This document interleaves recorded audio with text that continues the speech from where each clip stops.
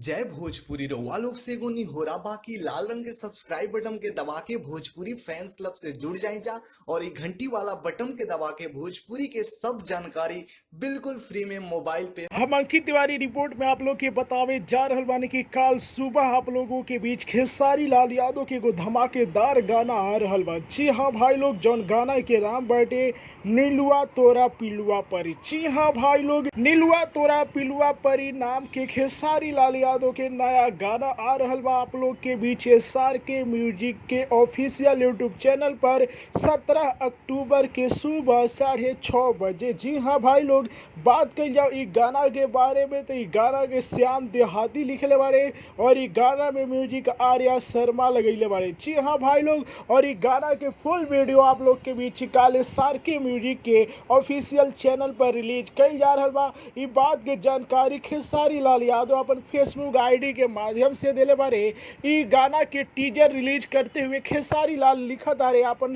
Facebook ID के caption में, नीलुआ तोरा पिलुआ पर वीडियो सॉन्ग कल सुबह 6:30 बजे सार के म्यूजिक यूट्यूब चैनल पर रिलीज हो रहा है। Stay tune, love you all. जी हाँ भाई लोग, इतना बात जौन की खेसारी लाल यादव फेसबुक पर लिखले बारे और इस गाना के टीजर जारी कैले बारे आप लोग के बीच। तो खेसारी लाल यादव के नया गाना के पोस्टर टीजर कैसा लागता और कितना बेसब्री से आप लोग ये गाना के इंतजार कर रहे हैं, अपन राय कमेंट में बताई जा। जय हिंद दोस्तों।